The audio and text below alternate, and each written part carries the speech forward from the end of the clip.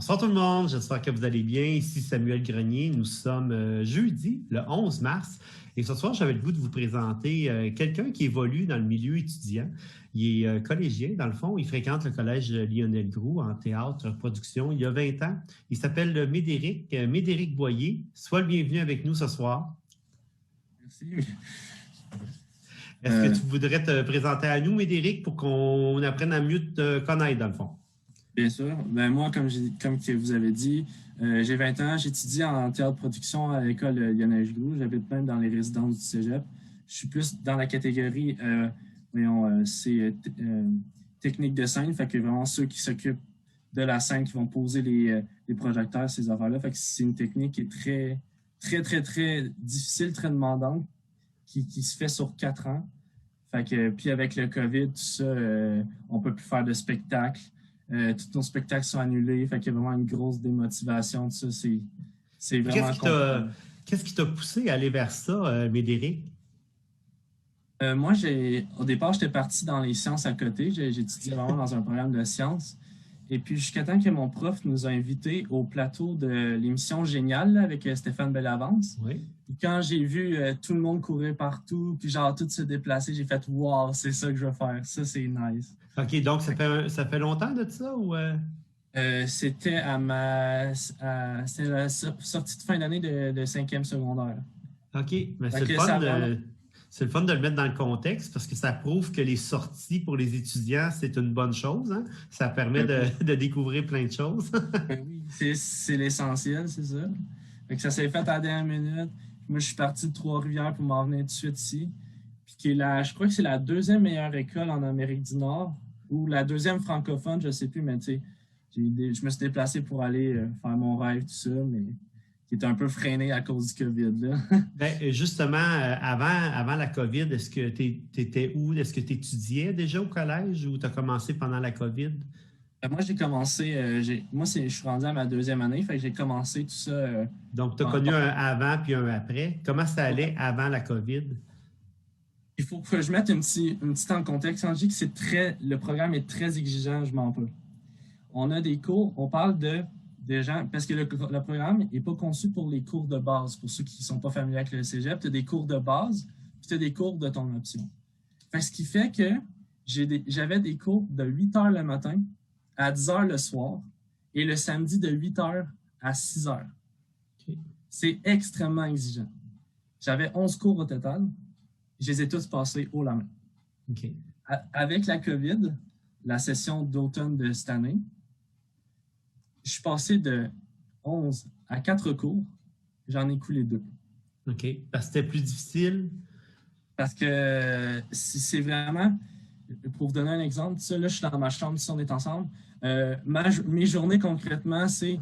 Je me lève de mon lit, je m'en vais à côté j'ai un petit frigidaire, prendre mes médicaments pour mon trouble d'hyperactivité, parce que je suis quelqu'un qui a besoin de bouger, je suis quelqu'un qui a bougé. Puis je m'en vais m'asseoir ici, de 8 h jusqu'à 6 h, devant mon écran. Et puis après, je fais des devoirs jusqu'à minuit pour retourner dans mon lit en arrière. Puis c'est des boucles infinies. Fait que ça devient, c'est démoralisant, surtout pour, tu sais, on faisait des spectacles. Tout ça, c'est annulé. Fait que OK, vous n'avez pas l'option, vous n'avez pas la possibilité, comme exemple, l'équipe de Julie Snyder, de faire des productions en étant, exemple, protégé, puis en suivant un protocole sanitaire. Vous n'y avez pas accès à ce protocole-là pour réaliser vos événements, réaliser vos productions? Ben, je sais qu'à l'école, ça se fait, mais moi, personnellement, vu que justement, c'est un cours extrêmement exigeant, puis vu mes échecs à cause de la COVID, j'ai décidé de couper ma 2e année en 2. C'est-à-dire que là, vu que je suis à distance, je fais que le théorique. OK. Alors que l'autre année, j'espère que le COVID ne sera plus là pour que je puisse faire que du pratique. Mais de ce que j'ai entendu, c'est l'enfer. Au lieu de faire 4 shows, ils en font que 1. En équipe réduite, fait que, au lieu d'être, mettons, 20 en même temps dans la pièce, ils sont que 5. Puis il faut tout qu'ils désinfectent. C'est ridicule. OK. C'est ridicule. Puis est-ce que ça remet en question ton choix que tu as fait par rapport à tes études? Énormément. Au début, j'étais genre, tu sais, je voyais mes échecs. quand je suis rentré, j'étais plein dans l'épanouissement. Tu sais, j'étais genre, wow, c'est merveilleux. Tout était concret.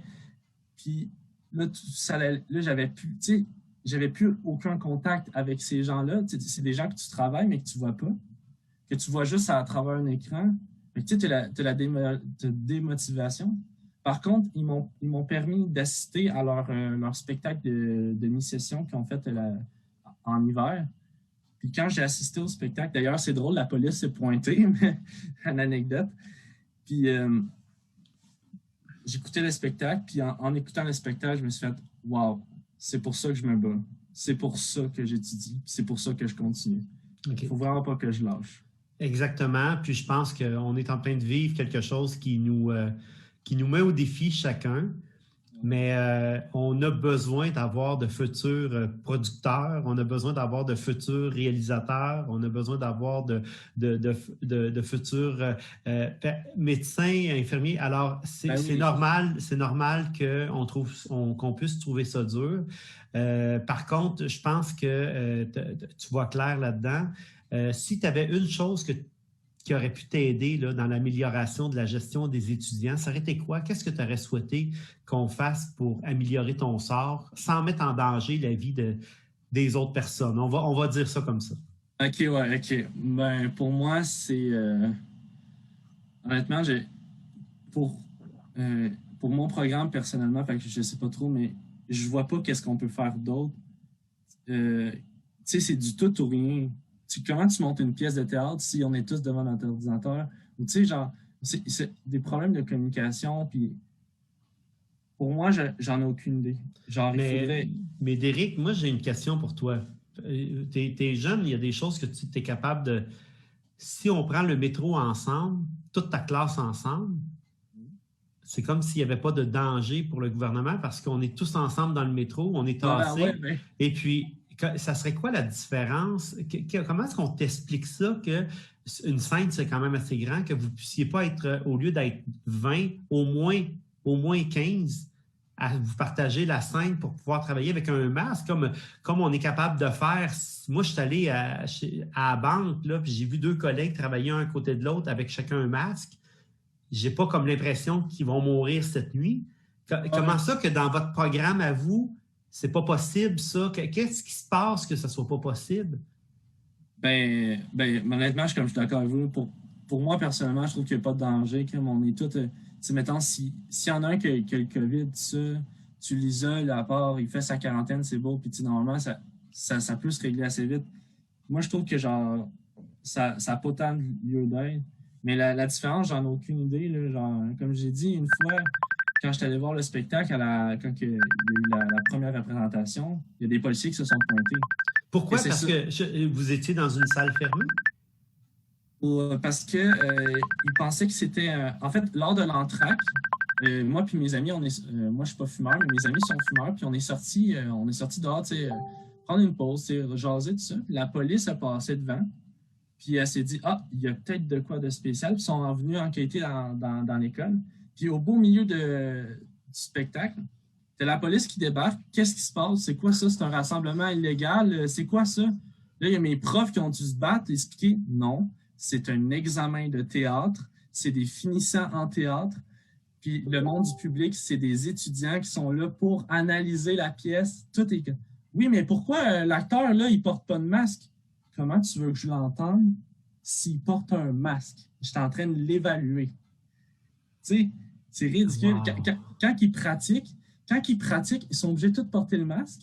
Mais lors de la représentation, vu que c'est un examen et que le prof est dans le fond de la scène, ils n'ont pas le choix d'enlever leur masque. Mais pourquoi ça, c'est correct? Mais pas pendant les pratiques, tu sais. Moi, je trouve ça, en tout cas, je trouve ça imbécile, là.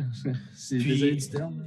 Ben, j'imagine que vous êtes plusieurs, entre autres, à avoir une opinion là-dessus parce que vous en êtes victime et ça vous empêche présentement d'apprendre. Mais je veux dire, est-ce que la santé publique a été consultée? Je veux dire, il peut arriver des erreurs comme ça, mais est-ce que la santé publique ne réagit pas dans ce temps-là pour dire justement, ben, on s'est aperçu qu'il y avait quand même un problème avec les étudiants de tel... Je ne sais pas... J'essaie de comprendre comment est-ce qu'on peut laisser une situation comme ça, qui a de l'impact sur nombreux étudiants, dégénérer pendant des mois et des mois sans qu'on réagisse. Ça fait pas 3 mois là, que ça existe, le COVID, là, ça fait 1 an. Il me semble qu'on aurait dû réagir rendu à l'automne, rendu au printemps. J'ai de la misère à comprendre qu'il n'y ait pas eu de démarche qui a été faite.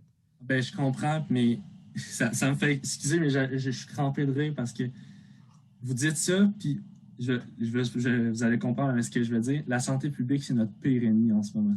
Ils sont vraiment toutes pour nous mettre à dos. Puis nous... Moi, je suis dans les résidences du cégep, OK? J'ai pas le droit de fréquenter personne d'autre. C'est rendu à un point où ils regardent les caméras H24, ils regardent qui c'est qui rentre dans la bâtisse. Si elle apparaît pas dans la liste, la police, moi j'habite en face du poste de police, là, 10 secondes plus tard, ils se pointent. Je vais vous dire quelque chose, je vous le jure sur la tête de ma mère. Fais pas ça. Je vais te croire pareil, Médéric. J'ai eu une amende de 1500 $, moi et mes colocs, pour une foutue clé USB qu'un de mes amis m'est venu me porter pendant, justement, parce qu'ils checkent dans la caméra, ils se sont pointés. Lui, OK, mais raconte. Non, mais on va prendre le temps, là, parce que là, c'est important. Prendre le temps, OK, je vais vraiment prendre le temps. On y va. Explique-moi ça, parce que là, je sens peut-être de. Vas-y, explique-moi ça. C'était un peu fou. Okay, je vais prendre le temps de... Okay. Ouais. Ils ont mis les mesures drastiques dans les résidences, dans le campus, tout ça, qui fait que, genre, au début, puis j'ai eu des discussions avec la propriétaire tout ça, des résidences.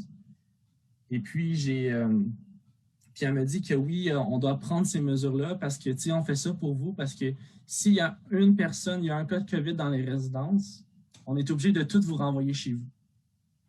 Là, de ce point de vue-là, je suis comme, OK, peut-être, mais on a su par hasard, on a su que finalement, c'est pas arrivé parce que oui, il y a eu des cas de COVID, il y en a eu très peu, mais ils ont été isolés dans des chambres à part. Ça s'est très bien fait. Tu sais, honnêtement, ça, je vais donner chapeau. Ils ont très bien géré ça. Par contre, ils sont rendus à un niveau où ils regardent dans les caméras. Il y a une caméra à l'entrée de mon appartement. Puis ils regardent constamment qui rentre. Puis si tu n'apparais pas sur la liste de genre des résidents de ce bloc appartement-là, ils appellent direct la police. Puis c'est même pas de discussion, rien, ils appellent direct la police. Fait que moi, depuis le début de la quarantaine, la police s'est pointée 8 fois chez moi. 8 fois? 8 fois. Et qui ont cogné à ta chambre? Ouais. Ben, pas à ma chambre, mais parce que moi, c'est vraiment comme une maison. Tu sais, okay. On a un salon commun, tout ça. Ils ont cogné à ma porte. Puis, ça a l'air que... parce qu'il y a un garde aussi de sécurité qui fait des rondes une fois de temps. Ouais, le garde a entendu des voix de filles dans le corridor. C'est parce que les voisines, c'est des voisines. C'est peut-être eux autres qui ont entendu. Ouais, mais nous, on n'a pas le choix de vérifier tout ça. Ça se peut vous cacher les gens. Puis ils rentrent dans tes affaires, ils viennent s'aider. Ils rentrent, puis c'est ça, exactement. Ils rentrent, ils fouillent, puis la plupart du temps, il s'est rien passé. Il n'y en a pas un là-dedans que son père est avocat? Il n'y en a pas un de vos collègues là, que son père est avocate? Non, il n'y a rien là.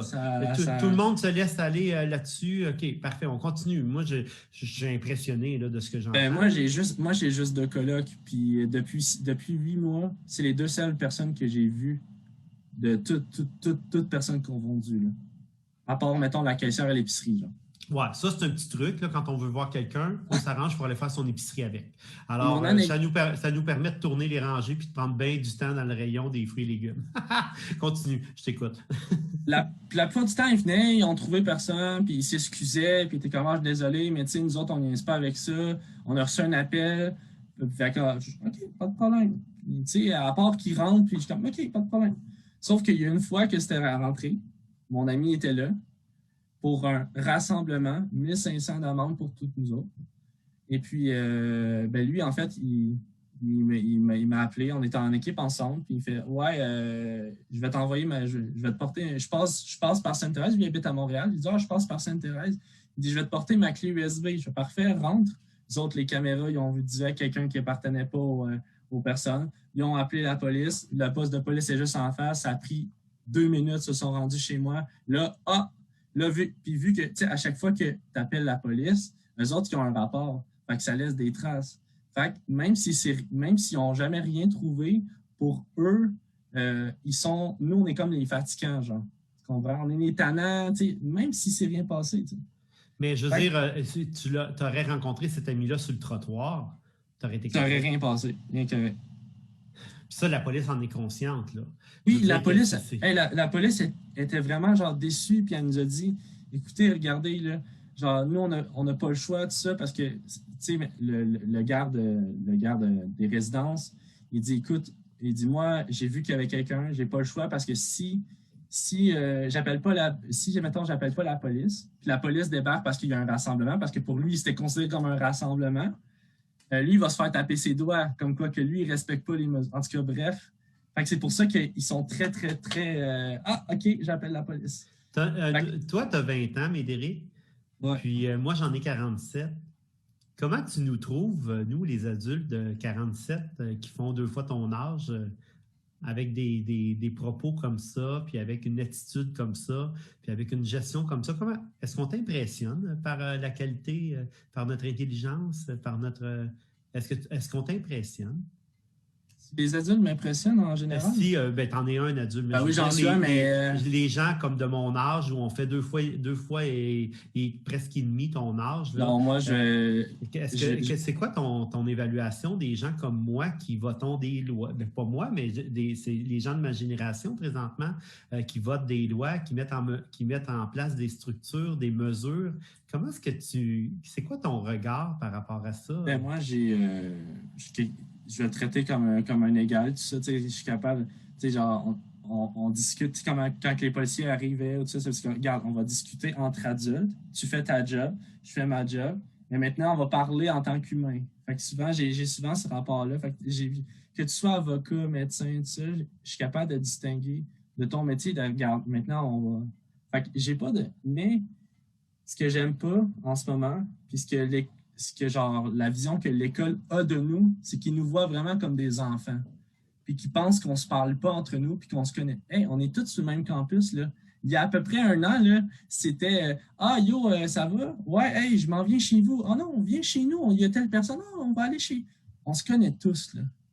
Fait que quand il arrive une bad luck, tout ça, tout le monde est au courant. Fait que souvent, j'ai l'impression qu'ils essaient de nous faire des passes, puis genre, oui, mais tu sais, dans ces cas-là, puis je suis comme. C'est ça que j'aime pas ça. J'ai l'impression que les gens, les gestionnaires de l'école, puis qui sont là pour appliquer les mesures, puis que tout soit carré, ils nous prennent vraiment pour des enfants. Puis, comme si on serait inconscient, puis qu'on ferait juste genre. On est des machines qui sont là pour étudier, point barre, là. Non, on a des vies, on a besoin de voir des gens. On n'est pas juste genre, OK, je suis toujours dans mon ordi à étudier. Là. Ton indice de bonheur avant la COVID, c'était combien sur 10? 12. J'étais quelqu'un de très investi dans ma vie, puis d'aller voir les gens, tout ça. Là, Et maintenant? Ben, si tu me dis aujourd'hui, je te dirais 8.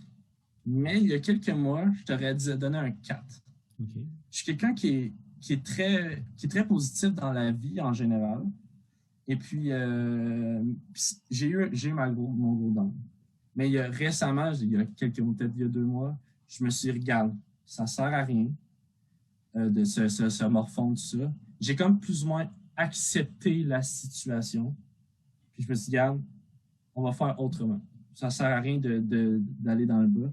Fait que, c'est pour ça que je te dis un 8. Mais c'est un 8 très tiré, mettons. Qu'est-ce qui fait que les étudiants collégiales, secondaires, ne se soulèvent pas, ne sont pas dans la rue à marcher pour dénoncer ce qui se passe, le mauvais traitement qu'ils reçoivent? Selon toi, là, c'est pas scientifique ce que je te demande, mais selon toi, si tu as une opinion là-dessus. En fait, je pense que c'est le manque de temps. On est tellement à la bourre, puis on est tellement pris. C'est difficile, là. C'est vraiment difficile, là. Au point que, justement, ils ont, pour l'examen du ministère de Français 3, là, le gouvernement a annulé l'examen. Je ne sais pas si vous avez entendu parler de ça. Là. Ils ont, parce qu'il y a l'examen ministériel là, de français que tout le monde doit passer. Je crois que l'automne passé, ils l'ont annulé parce qu'ils se sont rendus compte que il y a des orienteurs qui ont dit que c'était beaucoup trop difficile de le faire en ligne. Fait qu'ils ont juste fait, on fait passer tout le monde cette année. OK. Fait que je pense que ça répond au fait que c'est tellement rendu difficile. Puis tu sais, veux pas, ça coûte cher les études. C'est du temps perdu. Fait que tu sais, j'irai pas perdre une journée à aller manifester, tout ça, alors qu'il va me coûter peut-être soit genre 80$ de salaire si je l'aurais passé à la job, ou j'aurais eu le temps de faire une dissertation de 1000 mots. Là. OK. Fait que c'est vraiment genre. Puis, tu sais, moi, à cause du COVID, je perds une année. Fait que, tu sais, je me risquerais pas à en perdre une autre pour aller manifester. Je vais prendre mon trou, puis je vais essayer de me démerder comme que je peux, tu sais. Okay. Je pense que c'est pas mal ça.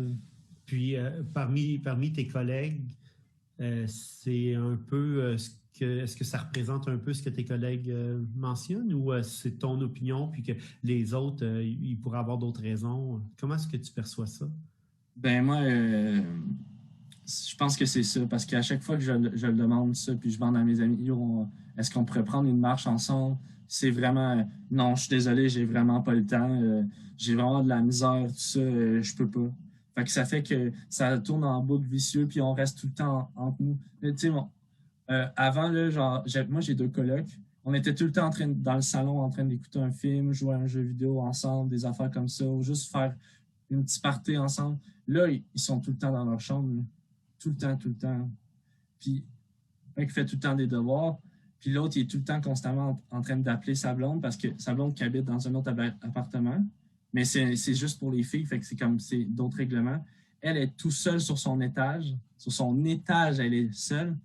Puis il peut même pas aller la voir. Fait que ils sont tout le temps en call. C'est vraiment à ce point-là. Là. C'est l'isolement par-dessus l'isolement. Okay. C'est ridicule.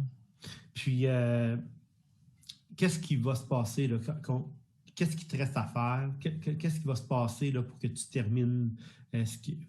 Parce que j'essaye de comprendre, mais comment est-ce qu'ils peuvent vous faire terminer une technique comme ça avec ce genre d'organisation stupide-là? Honnêtement, c'est aussi perdu dans le... parce qu'on a quand même une bonne relation avec nos professeurs. Là. C'est vraiment...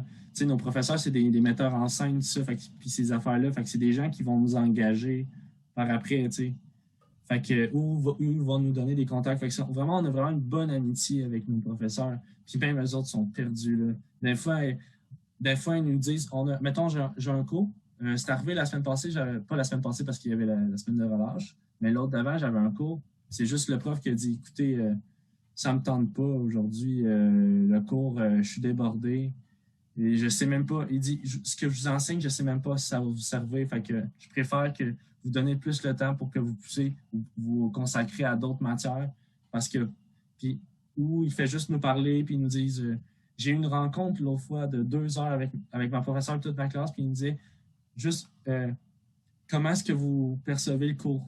Qu'est-ce que je peux faire pour vous améliorer? Qu'est-ce que vous aimeriez? Est-ce que vous aimeriez qu'on soit en classe à telle heure ou que je vous envoie un document puis que vous me renvoyez vos devoirs? Tu sais, ils sont vraiment... Ils essayent du mieux qu'ils peuvent de nous aider. Là. Ça, c'est même aussi dans mes cours de formation générale. Il y a vraiment des profs qui sont comme, OK, si vous avez de quoi, vous me le dites. Si c'est trop intense, vous me le dites. Puis on trouve des solutions. Puis, moi, j'ai de la misère. Par contre, je veux te dire, Médéric, j'ai un malaise avec le fait d'entendre autant de conséquences négatives que vous vivez. On vous le rentre dans le fond de la gorge, on vous pile dessus, on vous manque de respect, de considération, on vous considère comme des enfants, des demeurés. On vous met un pied sa face pour que vous empêchiez même de vous rencontrer de façon sécuritaire, je parle. Puis, vous ne bougez pas, vous ne prenez pas l'initiative de dire, attendez, là, il y a une marche, il y a une manifestation. À gang qu'on est dans la région de Montréal, le Grand Montréal, où on est capable de prendre un métro, où on est capable de se réunir, de faire un front commun, vous êtes capable de vous parler, vous êtes les maîtres dans la communication virtuelle au niveau de pouvoir vous mobiliser. J'ai de la misère à comprendre qu'il n'y ait pas un groupe, par exemple, de 10, 12 000 collégiens ou universitaires ou étudiants de secondaire 5, par exemple, des gens qui sont impactés, qui ne s'est pas formé pour dire, nous, on va manifester pour faire comprendre au reste du peuple les conditions dans lesquelles on vit. Franchement, je vais être honnête avec toi, Médéric, je ne parle pas de toi, là, je ne veux pas personnaliser ce que je veux dire, correct. mais vous ne m'impressionnez pas. J'ai comme l'impression que il y en a d'autres qui ont mieux défendu leur point que vous autres. Habituellement, des collégiens, tu n'étais pas capable d'arrêter ça, tu n'étais pas capable de restreindre ça. On l'a vu avec d'autres dans le passé. Il y avait un mouvement qui se levait, puis il fallait même... Moi, je pense que le gouvernement vous aurait augmenté de 2 piastres et quart par cours. Vous seriez descendu dans les rues, vous auriez été prête à tout. Là, on dirait qu'on vous empêche de vivre, puis que vous êtes d'accord avec ça, puis que vous le subissez. Moi, il y aurait deux options que je vois dans votre organisation présentement. Puis encore là, ce n'est pas à toi que je le dis, c'est à toutes vous autres. Là. C'est que, ou bien, on ne s'inscrit pas. Désolé, le gouvernement, désolé, parce que ce que vous nous proposez, ce n'est pas bon. Ou la deuxième chose, on est tous dans la rue. Puis c'est pas vrai qu'on va se laisser malmener comme ça à recevoir une contravention qui peut, dans certains cas, représenter jusqu'à 10 % des revenus annuels de quelqu'un. 1 536 $, là, pour certains étudiants là, qui gagnent 15 000 $ par année, ça représente 10 % de son gagne-pain. C'est rare, ceux qui gagnent 15 000 $. Ils sont très rares, là, en plus. Là. En tout cas, d'une façon de parler, là, dans le sens que je comprends. C'est que ça représente tellement d'argent que j'ai de la misère à comprendre que vous laissez faire ça. Moi, je vous le dis, j'ai de la misère à... En tout cas, je ne veux pas non plus je veux pas non plus passer trop de temps là-dessus, mais c'est important de soulever ce point-là parce que il y a quelque chose. Mais regarde, Médéric, as-tu d'autres anecdotes à nous raconter? Parce que moi, je suis un peu à tomber en bas de ma chaise en t'écoutant. Juste, je vais répondre vite fait avec votre question. Ouais. Moi, personnellement... Médéric, on s'est entendu qu'on se tutoyait. Là, j'ai l'air d'un vulgaire personnage à te tutoyer. Alors, vas-y, tu peux me tutoyer là, parce que je me sens un peu mal à l'aise. Je vais répondre à ta question vite fait. Moi, personnellement, j'ai une chaîne YouTube, tout ça, puis je fais des vidéos, j'essaie d'un peu de mon côté, tout ça, à me faire un peu mon image de mon côté. Mais d'après moi, c'est la peur qui fait. C'est risqué. L'enjeu est plus à perdre qu'à en gagner, tout ça, parce que on vous voit faire aussi là, vos manifestations, puis ça sert à rien. Fait qu'on se dit, garde. Personnellement, moi, en tant que personne, je me dis, moi, je sais que j'ai des amis qui travaillent en droit, tout ça, qui étudient en droit, tout ça. Puis Legault, ce qu'il fait en ce moment, c'est complètement illégal. Mais il le fait de manière brillante, mais on ne va pas s'étaler là-dessus, je ne suis pas professionnel. Fait que de mon côté à moi, je me suis dit, puis c'est pour ça que je continue à être heureux de ça, c'est qu'un jour, ça va ressortir, un jour, il va se faire taper ses doigts. Mais moi, personnellement, ce que je peux faire pour moi, c'est de me donner un coup de pied dans le cul, puis de continuer du mieux que je peux pour avancer, puis en finir, pour me sortir de cette situation d'étudiants coincés, brisés. OK. Fait que je laisse faire aux autres leur job, puis moi, j'essaie de faire ma job d'étudiant qui est d'étudier. Ma job, pour l'instant, c'est pas d'aller me courir dans les rues, c'est d'en finir puis d'avoir mon diplôme. Okay. Pour pas être un fardeau. J'espère que les gens ne penseront pas tous comme ça. J'espère que les gens vont penser aux autres également. Je comprends ta réalité, par contre, c'est correct. La seule chose, c'est que quand on fait partie d'une communauté, justement, c'est clair que sur ce point-là, j'accepte ton point de vue, mais c'est clair qu'on ne s'entendra pas. Ça, c'est normal. C'est normal aussi qu'on ne soit pas d'accord sur tout. C'est correct comme ça. J'ai mes propres amis, j'en ai qui ne manifestent pas avec raison. Ils ont leur raison, puis je les respecte, puis je les adore. Il n'y a pas de problème avec ça. Mais je pense qu'à un moment donné, quand la souffrance est telle qu'on doit se lever, puis on doit dire c'est assez. Mais il y a une affaire, par exemple, que je veux... c'est quoi, selon toi, le délai? Quand est-ce que tu crois que ça va être réglé? J'ai arrêté de me poser la question en avril passé. OK. Au moment où c'était supposé durer 2 semaines, puis j'ai fait non, on va continuer 2 mois. J'ai fait OK, bon. OK, bon. Euh, pour vrai, pour avoir une réponse honnête, je ne vais pas partir dans les délais, tout ça. Mais parce que je suis d'accord quand même avec vous, il faut des gens pour manifester. Là. Il faut. Si je peux donner une réponse pour quand est-ce que je pense que ça va arrêter, c'est que quelqu'un va lancer des molotovs sur quand ça va commencer à sauter sur le Parlement. D'après moi, il n'y a rien qui peut arrêter. Je pense que c'est. Ça, faut vraiment pas encourager ça, par contre. Non, et j'encourage pas à ça. OK. Mais ça, c'est. non, je sais que c'est pas le point que je veux dire. Mais tu sais, à voir comment que c'est violent en Espagne en ce moment, puis que ça n'a pas servi au gouvernement en Espagne, c'est violent. Là. Je dis pas que c'est correct, là, mais c'est vraiment horrible ce qui est arrivé. Mais tu vois à quel point c'est allé loin puis qu'ils n'ont toujours pas réagi. Tu te dis à un moment donné, qu'est-ce que ça va prendre pour leur faire comprendre? Tu comprends? Ben, moi, je vais te répondre. C'est vraiment pas ce que je voulais. Mais j'ai peut-être un semblant de réponse, un début de réponse. La journée qu'on sera 300 000 dans les rues à revendiquer la démission de Legault, c'est clair que ça va changer.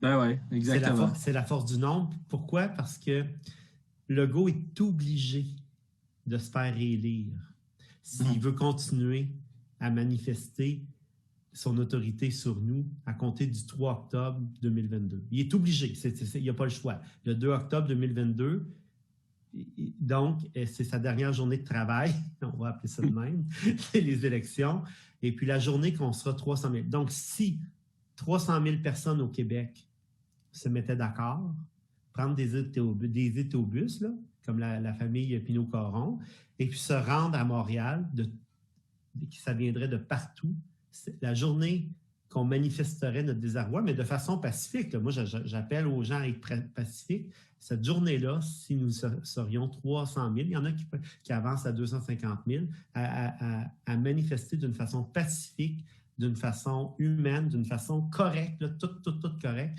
c'est clair que le lendemain, il y aura un changement de ton dans la direction du parti et des députés, parce qu'ils sont quand même souvent opportunistes, donc ils regardent pas mal où vont les trucs, mais ça me pas que ça me réconforte. C'est-à-dire que ce que tu me dis, évidemment que je l'entends, puis je le respecte parce que c'est ta vision, puis moi, je respecte la vision des autres. Ce que ça me dit, par contre, c'est que il ne faut pas lâcher notre travail de sensibilisation auprès de la population pour justement vous amener à vous faire sortir de vos chambres isolées pour vous dire « il faut faire quelque chose ». Est-ce que toi, tu as entendu parler de la manifestation des appels téléphoniques à nos députés pour dénoncer certaines mesures et tout ça? Est-ce que tu en as entendu parler de ça? Oui, j'en ai entendu parler de ça aussi. Est-ce que tu as des collègues ou des amis ou toi-même l'avez fait? Moi, non, je ne l'ai pas fait personnellement, mais on est, tu sais, comme moi, puis notre génération aussi, moi, personnellement, ça fait 10 ans que j'ai plus le câble. Le câble a une partie. Ouais. Fait que c'est très difficile pour nous d'être à l'affût de ces affaires-là. Puis on ne sait pas trop souvent quand est-ce qu'il y a ces affaires-là. Fait que souvent, quand je le sais en retard. Okay. Il y a des gens qui ont ah, il s'est passé ça. Je suis comme ah, OK.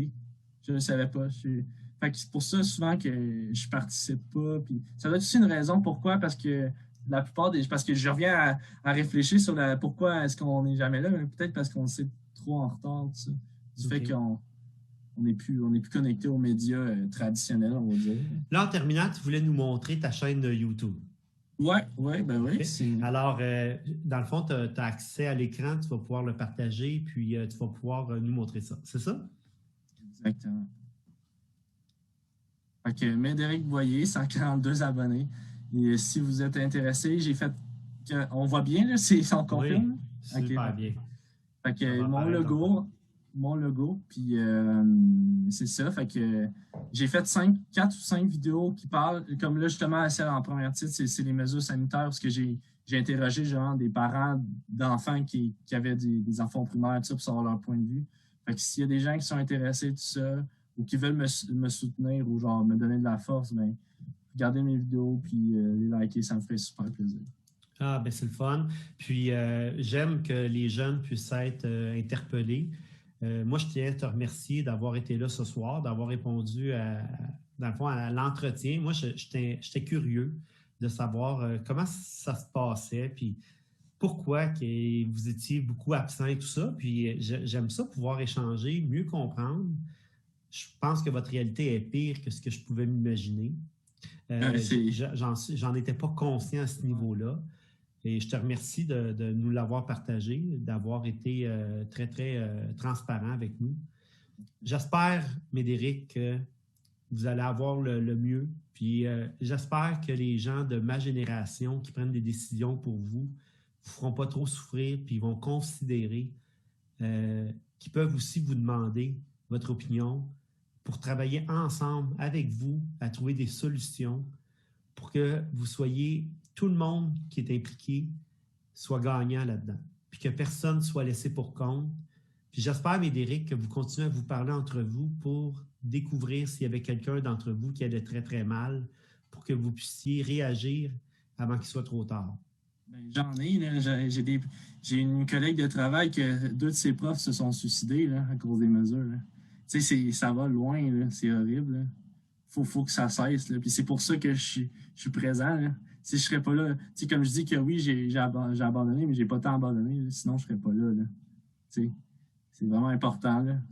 On est là, nous autres ici, puis on veut participer. Tu sais, on veut faire partie de la société, mais on n'arrête pas de nous faire dire qu'on n'est pas prêt, puis qu'il faut vu qu'on n'est pas assez mature, fait c'est ridicule.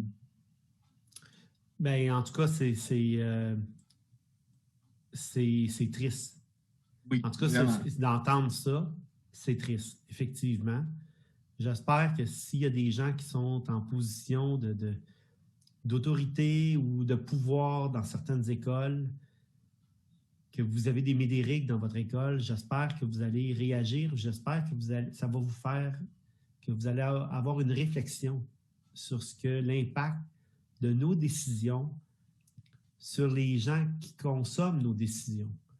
Donc, c'est facile d'interdire, c'est facile d'émettre une directive, mais mettons-nous à la place des gens qui subissent ces mesures-là.